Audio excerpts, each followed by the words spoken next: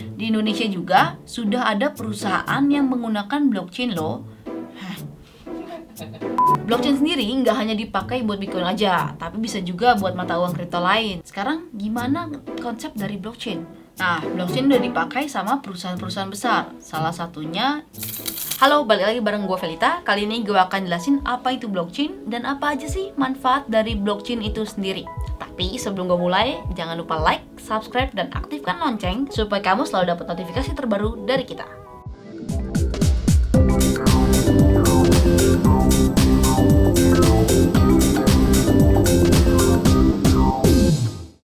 Sekarang kita mulai. Pertama, gue mau ngelurusin dulu nih buat kalian-kalian yang masih pikir Bitcoin dan blockchain itu sama.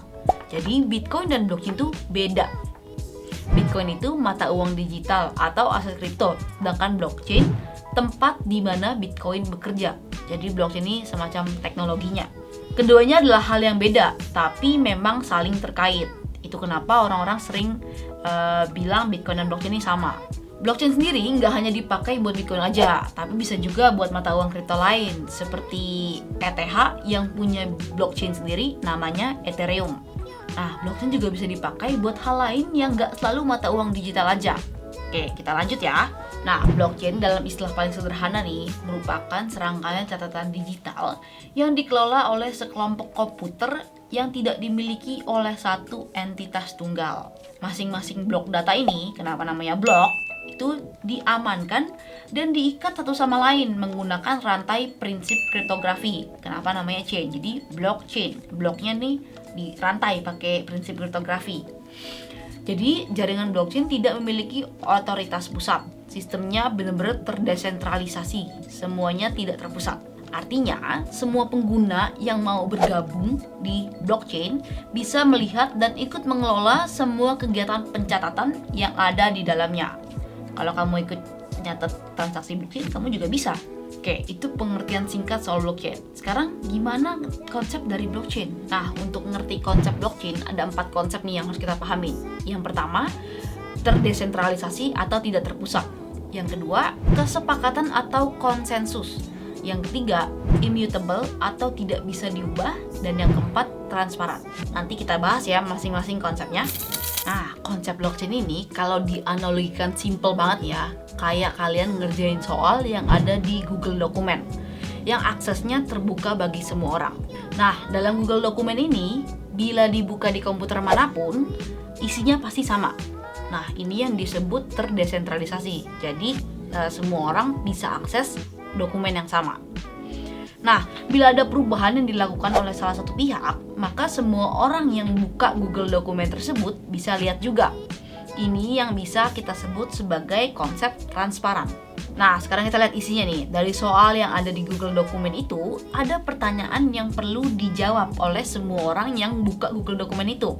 Nah, agar semuanya tertata, maka ada aturan yang perlu diberlakukan, yakni namanya hash chain, di mana setiap orang yang memiliki Google Dokumen itu menambahkan jawaban sebelumnya ke jawaban yang baru. Gue mau kasih contoh. Oke, anggap ini blockchain. Misalnya, ada pertanyaan pertama, itu 2 tambah 3. Ini blok pertama. Jawabannya dicatat di dalam blok pertama, hasilnya 5. Lalu, ada pertanyaan kedua, itu 3 tambah 4. Dicatat di dalam blok kedua.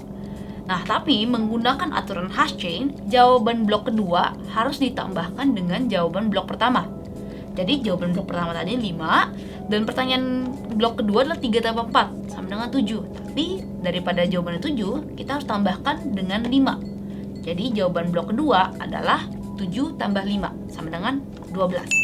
Itu yang dinamakan blockchain. Jadi catatan transaksi disimpan dalam bentuk blok yang dirantai dengan prinsip kriptografi dan aturan hash chain. Nah, peraturan ini berlaku untuk pertanyaan-pertanyaan selanjutnya atau blok-blok selanjutnya. Jadi kalau ada orang yang punya jawaban beda sendiri, dia harus ikut suara terbanyak karena yang paling banyak yang dianggap benar. Ini juga menunjukkan konsep konsensus atau kesepakatan bersama dalam blockchain. Dan kalau ada peserta yang mau curang dan mau memanipulasi jawabannya, maka dia harus mengganti pula rentetan jawaban-jawaban sebelumnya. Dan ini hampir nggak mungkin dilakukan karena semakin banyak jawaban baru, maka makin banyak juga dong jawaban-jawaban lama yang harus dia ganti. Karena kerumitan inilah yang membuat data di blockchain sangat sulit untuk diubah. Ini yang disebut dengan immutable. Itu analogi sederhana dari gua soal blockchain dengan keempat konsep tersebut. Jadi, blockchain itu teknologi canggih yang memang susah banget untuk diretas. Konsep blockchain inilah yang membuat transaksi Bitcoin tuh bisa dikontrol dan diketahui oleh semua orang. Tapi, meski diketahui oleh semua orang, setiap orang dalam jaringan blockchain ini masih bersifat anonim. Dimana yang orang lihat tuh ya cuma sederet angka atau huruf. Jadi ya mungkin transparan tapi tetap punya privasi. Blockchain sendiri bukan hanya digunakan untuk Bitcoin aja, tapi masih banyak manfaat yang diberikan untuk berbagai keperluan. Di antaranya bisa untuk sharing ekonomi, sebab si blockchain ini menggunakan sistem peer-to-peer yang bisa membuka pintu interaksi antar industri dengan lebih mudah. Nah, bisa juga nih digunakan untuk database pemerintah. Soalnya, dengan menggunakan blockchain, pemerintah dapat membuat database yang transparan, terdistribusi, dan bisa diakses publik dan tidak bisa diubah. Manfaat blockchain lainnya bisa juga untuk penyimpanan data, karena aman dan terhindar dari peretasan, karena data terdesentralisasi ke banyak jaringan. Nah, blockchain udah dipakai sama perusahaan-perusahaan besar. Salah satunya yang udah menggunakan blockchain adalah Walmart, perusahaan retail terbesar di Amerika Serikat. Walmart menggunakan blockchain untuk mengelola sistem distribusi produk pangan yang berasal dari petani dan supplier. Utamanya dikaitkan dengan kesehatan produk tersebut. Efektivitas solusi blockchain bisa dilihat dari waktu yang dibutuhkan untuk mengetahui asal sebuah produk. Saat menggunakan database biasa, waktu yang dibutuhkan tuh bisa mencapai 7 hari. Namun, setelah menggunakan blockchain, Walmart bisa melakukannya hanya dalam 2,2 detik. Bayangin, dari 7 hari ke 2,2 detik. Sangat-sangat efisien. Nggak cuma Walmart, KPMG, perusahaan global terkemuka yang menyediakan jasa audit, pajak, dan penasehat pun meluncurkan solusi untuk mengatasi masalah emisi iklim dengan menggunakan blockchain. KPMG telah meluncurkan solusi Climate Accounting Infrastructure atau CAI berbasis blockchain untuk membantu organisasi mengukur, melaporkan, dan mengimbangi emisi gas rumah kaca yang mereka hasilkan. Canggih banget kan? CAI menggunakan blockchain untuk menyimpan data lingkungan dengan aman dalam sistem keuangan. Penggunaan blockchain ini bertujuan untuk membantu perusahaan memenuhi target lingkungan, sosial, dan tata kelola perusahaan atau ESG. Menurut pemimpin blockchain AS KPMG, Arun Ghosh, penggunaan blockchain berarti laporan data akan diungkapkan secara transparan. Perusahaan besar lainnya juga sedang menjajaki bagaimana blockchain dapat meningkatkan kemampuan pelaporan data dari solusi yang melacak emisi gas rumah kaca. Misalnya adalah Mercedes-Benz dengan startup blockchain Circulor untuk melacak emisi CO2 atau karbon dioksida. Nah, gimana di Indonesia? Di Indonesia udah ada perusahaan yang pakai blockchain loh. Salah satunya adalah Bank Negara Indonesia atau BNI. BNI menggunakan teknologi blockchain untuk meningkatkan kinerja bisnis perbankan untuk produk trade finance dan remittance.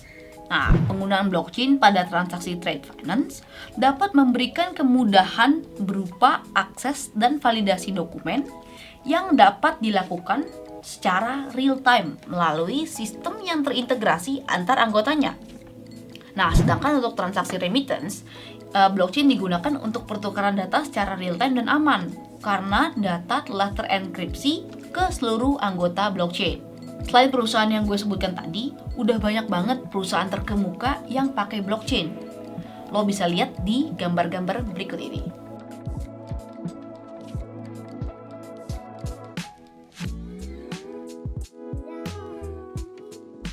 Oke, itu dia penjelasan sederhana dari gua soal cara kerja blockchain dengan konsep-konsep yang tadi gua udah jelasin. Gue juga jelasin manfaat dan perusahaan-perusahaan mana aja sih yang udah mulai pakai dan percaya teknologi blockchain ini. Blockchain ini menjadi teknologi yang kemungkinan akan semakin canggih dan adopsinya akan semakin luas di masa depan. Jadi bukan cuma Bitcoin aja ya, blockchain ini bisa dimanfaatkan untuk bidang-bidang lain. Semoga penjelasan gue kali ini bisa dipahami, dan kalau masih ada yang mau nanya, langsung tanya aja di kolom komentar. Sekian dari gue, Velita. Jangan lupa like, subscribe, dan aktifkan lonceng notifikasi biar kamu nggak ketinggalan video-video terbaru dari kita. Investasi, aset masa kini, kaya masa depan.